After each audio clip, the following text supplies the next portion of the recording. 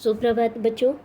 आज हम कक्षा 6 के इतिहास विषय का पाठ 11 इमारतें, चित्र तथा किताबें का आगे का प्रकरण स्तूप तथा मंदिर किस तरह बनाए जाते थे के बारे में पढ़ेंगे। तो देखो बच्चों, इससे पहले हमने पढ़ा था धातु विज्ञान के बारे में कि जो हमारे भारत के प्राचीन धातु वैज्ञानिक हैं उन्होंने पूरे विश्व के धातु विज्ञान के क्षेत्र में महत्वपूर्ण योगदान दिया है। जब पुरातत्वविदों ने खुदाई की तब उन्हें पता लगा कि हड़प्पावासी जो हैं वो तांबे के धातु क्रम को तो जानते थे। उन्हें तांबे और टीन को मिलाकर कांसे बनाने की जानकारी तो थी, लेकिन उन्हें लोहे की जानकारी नहीं थी। हड़प्पा सभ्यता के बाद की जो सभ्यता है, जिसे हम वैदिक सभ्यता कहते हैं, तो उस समय के जो व्यक्ति थे उन्हें लोहे का ज्ञान था। फिर हमने देखा लौह स्तंभ के बारे में कि जो कि मेहरौली दिल्ली में कुतुब मीनार के परिसर में खड़ा हुआ है और ये 1500 साल पहले लगभग बनाया गया था और इसमें आज तक जंग नहीं लगा है। तो जंग ना लगने की ऐसी कौन सी तकनीक का उन्होंने उपयोग किया था, इसका आज तक पता नहीं लगा है। फिर हमने देखा कि जो ईंटें और पत्थरों की इमारतें हैं उन्हें बड़ी ही कुशलता से बनाया गया है। ऐसी ही इमारतों में से हमने स्तूप के बारे में जाना। इससे पहले वाले अध्याय में भी जाना था हमने और इससे पहले वाली वीडियो में भी पढ़ा था कि स्तूप का अर्थ होता है टीला, और ये ज़्यादातर हैं बौद्ध धर्म से जुड़े हुए होते हैं। तो इसमें क्या होता है कि सबसे पहले नीचे एक डब्बा लगा देते हैं इस तरह से, और उसमें जैसे महात्मा बुद्ध से या उनके जो अनुयायी हैं उनके कुछ अवशेष रखे होते हैं या उनसे के द्वारा उपयोग की गई कुछ चीज़ें होती हैं, और उसके ऊपर इस तरह से वो मिट्टी का टीला बनाते हैं। फिर क्या है, उसके ऊपर मिट्टी के टीले पर ईंटें लगा दी जाती हैं, और फिर इस स्तूप के चारों तरफ जो परिक्रमा करने का पथ होता है जिसे प्रदक्षिणा पथ कहते हैं, उसके लिए साथ साथ में यहाँ ये इस तरह से रेलिंग बना दी गई। फिर प्रवेश द्वार के लिए सुंदर इस तरह से तोरण बनाए गए और इनके ऊपर सुंदर सुंदर मूर्तियाँ हैं वो बनाई गई। इनको अलंकृत किया गया अलग अलग चीज़ों से। तो हमने ये देखा कि उसी समय में लगभग जब इन स्तूपों का और मंदिरों का निर्माण हो रहा था, तो भारत के अंदर हिंदू मंदिरों का भी निर्माण किया गया, और जिनमें से इन मंदिरों में ज़्यादातर विष्णु की, शिव की और दुर्गा की पूजा होती थी। तो मंदिरों का जो मुख्य स्थान होता था जहाँ देवी देवता की मूर्ति रखी होती थी उसे गर्भगृह कहते थे, जहाँ पर ब्राह्मण है वो पूजा करते थे, अनुष्ठान करते थे, और इसके जो बाहर जहाँ भक्त खड़े होते थे उसे मंडप या सभागार का स्थान दिया गया था। अब इस स्थान को, गर्भगृह को पवित्र दिखाने के लिए वो क्या करते थे कि इसके ऊपर इस तरह से ये विशाल शिखर बना देते थे, जो आपको यहाँ चित्र में दिखाई भी दे रहा है। तो ये जो आपको यहाँ चित्र दिखाई दे रहा है ये भी भीतरगांव का एक मंदिर है, और भीतरगांव उत्तर प्रदेश में स्थित है। ये हमने पहले भी पढ़ा था। ये भी 1500 साल पहले ईंटों और पत्थरों से बनाया गया था। और जो ये है यहाँ महाबलीपुरम का मंदिर, ये मंदिर एक विशाल पहाड़ी को, पूरी ये इतनी बड़ी पहाड़ी थी और इसी एक ही पहाड़ी को तराश करके ये मंदिर बनाया गया है। अब देखो, जो ईंटों और पत्थरों से मंदिर बनाए जाते थे उन्हें नीचे से शुरुआत करते थे, ऐसे एक के ऊपर एक ईंट लगाकर, और पहाड़ी को जब मंदिर को बनाते हैं, पहाड़ी से मंदिर को, तब पहाड़ी को ऊपर से तराशना शुरू करते हैं और इस तरह से बनाते हैं। तो ये अंतर था, हमने ये देखा। तो आज हम इसी के बारे में विस्तार से पढ़ेंगे कि स्तूप और मंदिर किस तरह बनाए जाते थे। स्तूपों तथा मंदिर को बनाने की प्रक्रिया में कई अवस्थाएं आती थी। इसके लिए काफ़ी धन खर्च होता था। तो सबसे पहले कि ये इन मंदिरों को बनवाने का निर्णय है वो आमतौर पर राजा या रानी ही करते थे। इसके लिए सबसे पहले वो क्या करते थे, सबसे पहले उनका काम था कि अच्छे किस्म के पत्थर ढूंढकर शिलाखंडों को खोदकर निकालना होता था। फिर मंदिर या स्तूप के लिए वो सोच विचार कर स्थान को तय करते थे। फिर तय किए गए स्थान पर इन शिलाखंडों को वो पहुंचाते थे। फिर यहाँ पत्थरों को काट छांट कर तराशने के बाद उन्हें खंभे, दीवारों की चौखटें, फर्शों और छतों का आकार दिया जाता था, और इन सब के तैयार हो जाने पर सही जगह पर उन्हें लगाना काफ़ी मुश्किल का काम होता था। जैसे कि ये देखिए, आपको यहाँ दिखाई दे रहा है ये उड़ीसा का जैन मठ है।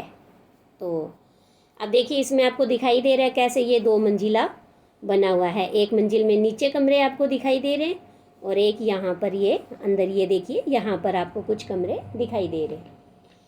तो इनमें क्या है, इन कमरों में जैन भिक्षु रहते थे और वो ध्यान लगाते थे। तो ऐसे ही हमने एक गुफा अध्याय 2 में भी पढ़ी थी, भीमबेटका वाली गुफा, जो कि मध्य प्रदेश में स्थित थी। अब देखिए इन दोनों गुफाओं में अंतर देखो आप, कि ये तो प्राकृतिक गुफा है, इसमें आरंभिक मानव धूप से, बारिश से बचने के लिए ऐसे ही यहाँ रहा करते थे। और ये देखिए यहाँ पर कैसे बाद में जो लोगों ने इनकी पहाड़ी को खुदाई की और इस तरह से 2 मंजिला इमारत बनाई उन्होंने। दूसरा अंतर हमने ये देखा कि जो भीमबेटका वाली गुफा के चित्र थे वो देखिए हमें कुछ इस तरह के सुंदर चित्र दिखाई दिए थे, शैल चित्र थे। और जो बाद की गुफाएं हैं उनमें पत्थरों को तराश कर इस तरह से सुंदर सुंदर उनमें मूर्तियां बनाई गई। तो ये हमें अंतर हमने देखा था। इसके बाद है कि जो इस तरह के ये हम ढांचे बनाते हैं सुंदर सुंदर, पहाड़ी को खोद करके जो इमारतें बनाई गई, तो इनका जो निर्माण करने वाले शिल्पकार थे उन्हें खर्चा कौन देता है? तो इन शिल्पकारों को सारा खर्च संभवतः राजा रानी ही देते थे। और इसके अतिरिक्त इन स्तूपों या मंदिर में आने वाले जो भी भक्त होते थे वो अपने साथ उपहार लाते थे और उनसे इन इमारतों की सजावट की जाती थी। जैसे कि हाथी दांत का काम करने वाले जो श्रमिकों का संघ था, यानी जो समूह था, उन्होंने सांची के एक अलंकृत प्रवेश द्वार को बनाने का खर्च दिया था, जो हमने सांची का स्तूप देखा था उसके लिए।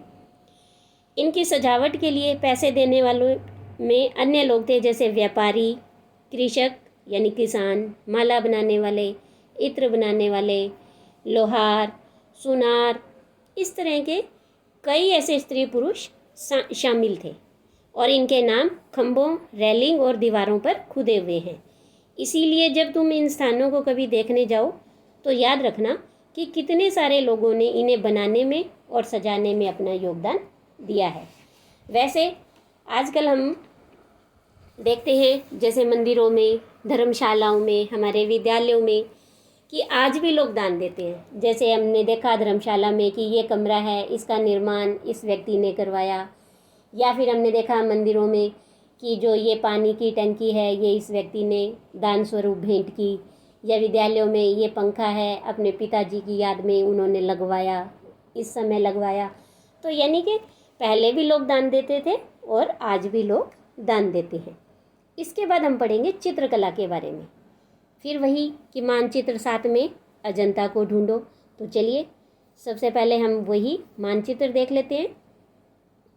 ये देखिए, ये रहा यहाँ पर बिल्कुल मध्य भारत में। तो चलिए अब अजंता के बारे में हम पढ़ते हैं कि जहाँ के पहाड़ों के में सैकड़ों सालों के दौरान कई गुफाएं खोदी गई थी, ये वही जगह है। इनमें ज़्यादातर बौद्ध भिक्षुओं के लिए ये बनाए गए थे, वो थे विहार। इनमें से कुछ को चित्रों द्वारा सजाया गया था। यहाँ इनके कुछ उदाहरण भी दिए गए हैं। गुफाओं के अंदर बहुत अंधेरा था, इसीलिए अंधेरा होने की वजह से अधिकांश चित्र मशालों की रोशनी में बनाए गए थे और इन चित्रों के रंग 1500 साल बाद भी वैसे के वैसे ही चमकदार हैं। ये रंग पौधों और खनिजों से बनाए गए थे, यानी प्राकृतिक रंगों का उपयोग किया गया था। और इन महान कृतियों को बनाने वाले कलाकार अज्ञात हैं, यानी हमें उनका नाम नहीं पता है। तो ये देखिए कि आपको यहाँ पर ऐसे ही कुछ उदाहरण दिखाई दिए गए हैं। ये देखिए, एक ये चित्र दिखाई दे रहा है और एक ये, कितने चमकदार सुंदर हैं। जैसे कि ये महात्मा बुद्ध से जुड़ा हुआ चित्र दिखाई देता है। इसके बाद हम पढ़ेंगे पुस्तकों की दुनिया के बारे में। पुस्तकों की दुनिया, इस युग में कई प्रसिद्ध महाकाव्यों की रचना भी की गई। इन उत्कृष्ट रचनाओं में स्त्री और पुरुषों की वीर गाथाएँ और देवताओं से जुड़ी हुई कथाएँ भी हैं। करीब 1800 साल पहले एक प्रसिद्ध तमिल महाकाव्य सिलप्पदिकारम की रचना इलांगो नामक कवि ने की थी। तमिल का महाकाव्य है सिलप्पदिकारम और इसकी रचना किसने की? इलांगो ने। इसमें कोवलन नाम के एक व्यापारी की कहानी है। उसका नाम क्या है व्यापारी का? कोवलन। वह पुहार में रहता था। पुहार के बारे में हमने पहले भी पढ़ा था, पुहार पत्तन जो समुद्र के किनारे तमिल क्षेत्र में है वहीं। और उसकी पत्नी का नाम था कन्नगी। तो जो कोवलन है वो अपनी पत्नी की उपेक्षा करके एक नर्तकी माधवी से प्रेम करने लगा था। वह यानी कि कोवलन और कन्नगी पुहार पत्तन छोड़ करके मदुरै चले गए थे। और वहीं के पांडे राजा के वो दरबारी जौहरी ने कोवलन पर क्या किया, चोरी का झूठा आरोप लगाया और जिस पर राजा ने उसे प्राण दंड दे दिया। कन्नगी जो अभी भी अपने पति से कोवलन से प्रेम करती थी, तो वो इस अन्याय के कारण दुख और रोष से भर गई और उसने मदुरै शहर का विनाश कर डाला। तो देखो कि उसे कैसे दुख हुआ। तो इस अन्याय के कारण जो उसे दुख हुआ था उसका यहाँ पर वर्णन किया गया है कि सिलप्दी कारण से लिया गया एक वर्णन है। और यहाँ कवि ने कन्नगी के दुख का इस तरह से कुछ वर्णन किया है। तो देखिए कि वो क्या कह रही है। ओ मेरा दुख तो देखो, तुम मुझे सांत्वना तक नहीं दे सकते। क्या यह सही है कि विशुद्ध सोने से भी सुंदर तुम्हारा शरीर बिना धुला हुआ धूल से सना यूं ही पड़ा है।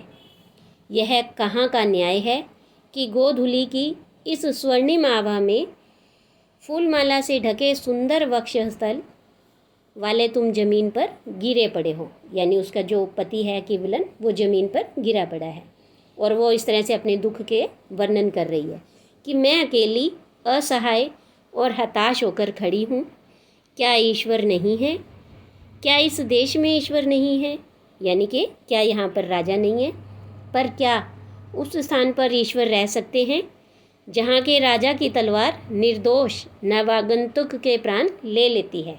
यानी निर्दोष और नए आए हुए हैं हम इस शहर में, तो उसके प्राण ले लेती है। तो क्या यहाँ पर भगवान रहते हैं? क्या ईश्वर नहीं है? नहीं है। तो देखो उसने अपने इस दुख का वर्णन कैसे किया और फिर उसे इतना दुख हुआ कि उसने इस पूरे मदुरै शहर का विनाश कर डाला। ऐसे ही एक और तमिल महाकाव्य है मणिमेखलई। ये भी करीब 1400 साल पहले सतनार द्वारा लिखा गया था।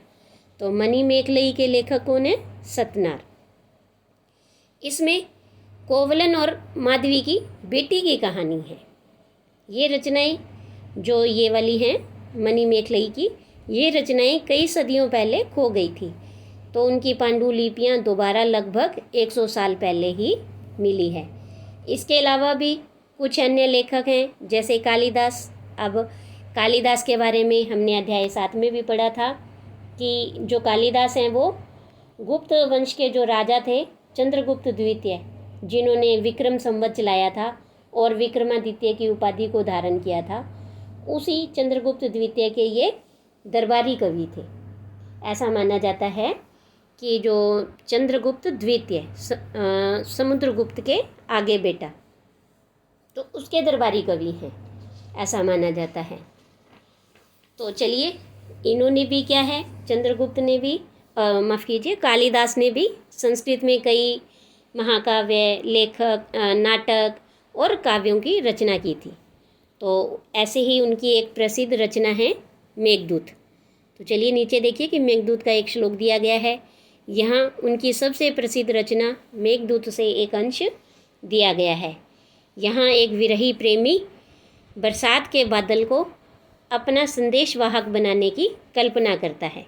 यानी एक प्रेमी है और वो मेघ यानी बादल होता है और दूत यानी जो अपना संदेश किसी दूसरे तक पहुंचाता है, उसे कहते हैं दूत, संदेशवाहक को। तो उन्होंने बादल को अपना दूत बना करके भेजा है। देखो कि इसमें कैसे वर्णन किया है। इसमें कवि किस तरह से बादलों को उत्तर की ओर ले जाती हुई ठंडी हवा का वर्णन किया गया है कि तुम्हारे बौछारों से मुलायम हो उठी मिट्टी की भीनी खुशबू से भरे हाथियों की सांस में बसी जंगली गूलर को पकाने वाली शीतल बयार तुम्हारे साथ धीरे धीरे बहेगी। तो अब देखिए कि क्या तुम्हें लगता है कि कालिदास को प्रकृति प्रेमी कहा जा सकता है? तो जी हाँ, हमें लगता है कि महाकवि कालिदास को हम प्रकृति प्रेमी कह सकते हैं, क्योंकि कालिदास ने अपनी रचना मेघदूत के अंदर प्रकृति का बहुत ही सुंदर वर्णन किया है। तो उन्होंने बरसात के बादल को एक विरही प्रेमी का संदेश वाहक बना करके सुंदर सी कल्पना की है। यानी बादल है और उसे देखो उन्होंने क्या बना दिया, संदेश वाहक। तो इस तरह से हमें लगता है जो कालिदास हैं वो एक प्रकृति प्रेमी कवि भी हैं। इसके बाद हम पढ़ेंगे कि पुरानी कहानियों का संकलन कैसे किया, उनका संरक्षण कैसे किया गया।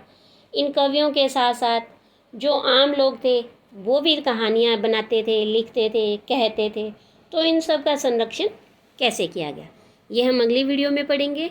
आज के लिए इतना ही, धन्यवाद।